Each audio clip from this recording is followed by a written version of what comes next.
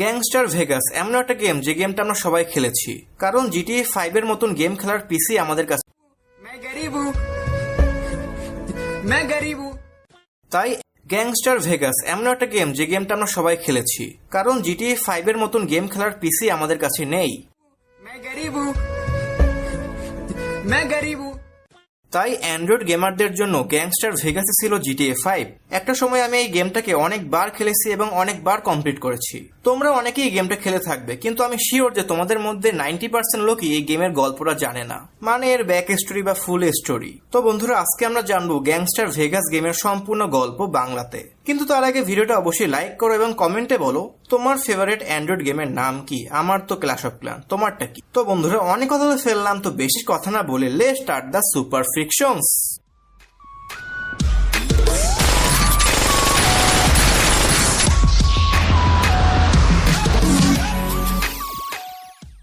তো গেমের শুরুতে আমরা দেখতে পাই আমাদের গেমের মেইন ক্যারেক্টার জেসন ম্যালোনকে, যে একজন এক্স গ্যাংস্টার এবং অনেক স্কিলফুল একটা এমএমএ ফাইটার, যে আমেরিকার বস্টনে থাকে। কিন্তু একটা গ্যাং ওয়ারে তার ভাইয়ের মৃত্যু হয়, তাই সে সেখান থেকে চলে আসে আমেরিকার লাস ভেগাস শহরে।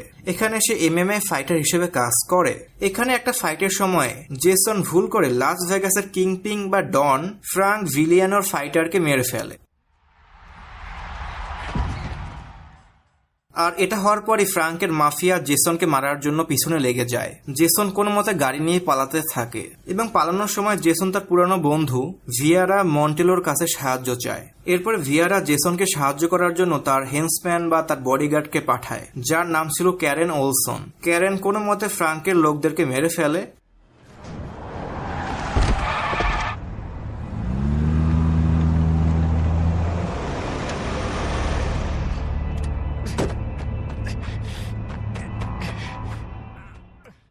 এবং জেসনকে নিয়ে ভিয়ারার কাছে নিয়ে আসে। ভিয়ারা তখন পুলিশদের সাথে ফাইট করতেছিল। ফ্রাঙ্ক তার ফাইটিং স্কিলের সাহায্যে ভিয়ারাকে সাহায্য করে। এরপরে জেসন একটি ট্রাকের মাধ্যমে সেখান থেকে পালিয়ে যায়।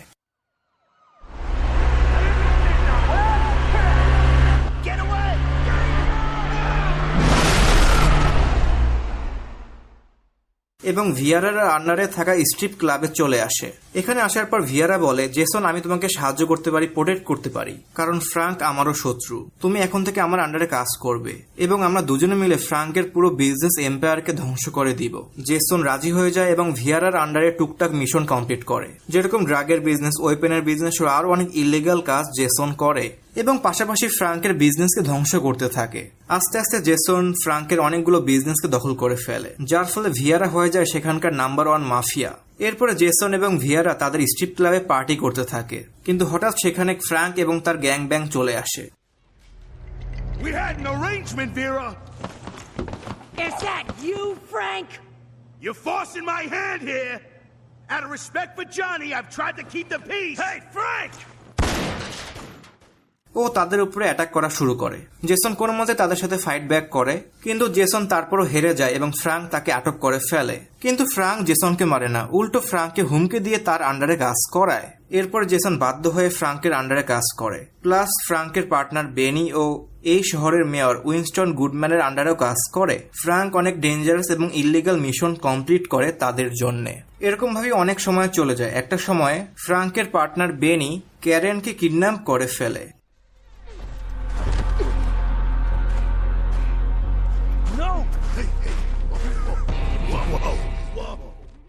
তাদের প্ল্যান ছিল ক্যারেনের মাধ্যমে তারা ভিয়ারাকে আটক করবে বা ধরে ফেলবে, কিন্তু এরই মাঝখানে জেসন ভিয়ারার সাথে যুক্ত হয়ে বেনির উপরে অ্যাটাক করে ও সাকসেসফুলি ক্যারেনকে বাঁচিয়ে আনে।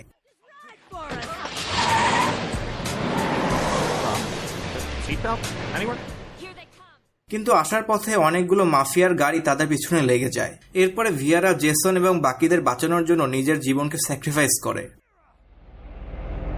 What are you doing?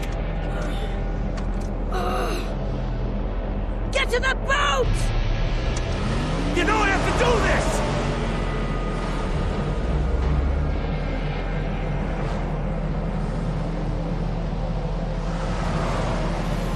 Come to mama, bitches!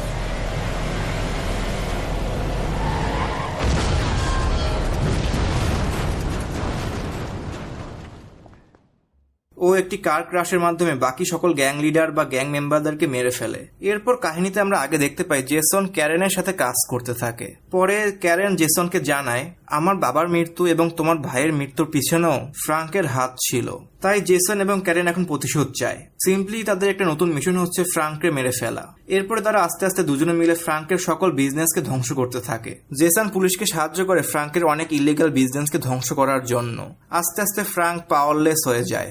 এরপরে একটা সময় জেসনের কাছে এই শহরের সিটি মেয়র এবং ফ্রাঙ্কের পার্টনার উইনস্টন গুডম্যানের বিরুদ্ধে অনেকগুলো প্রমাণ বা এভিডেন্স পায়, যার মাধ্যমে জেসন তাকে ব্ল্যাকমেইল করে। যদি সে পুলিশ এবং এফবিআইয়ের কাছে ফ্রাঙ্ককে ধরিয়ে না দেয় তাহলে সে এগুলো এভিডেন্সগুলো প্রমাণগুলোকে পুলিশের কাছে দিয়ে দেবে। এরপরে মেয়র উইনস্টন গুডম্যান তার পাওয়ার ব্যবহার করে এফবিআইয়ের হাতে ফ্রাঙ্ককে ধরিয়ে দেয়। Mr. Rev, I need to talk to you about something big. কিন্তু ফ্রাঙ্ক যখন জানতে পারে তার পেছনে এফবিআই এবং পুলিশ লেগে গিয়েছে, তখন ফ্রাঙ্ক তার সকল টাকা পয়সা নিয়ে সেখান থেকে পালানোর চেষ্টা করে, লাস ভেগাস শহর থেকে পালানোর চেষ্টা করে। যখন জেসন এটা জানতে পারে তখন সে ফ্রাঙ্ককে আটকানোর জন্য হেলিকপ্টার করে সেখানে চলে আসে। Oh, I can't. This fucking guy. I'm here to make you a deal, Frank. You're here to make me. তো এরপরে এখানে জেসন এবং ফ্রাঙ্কের মধ্যে একটা ফাইট হয়। অনেক ফাইট এবং অনেক কিছু হওয়ার পরে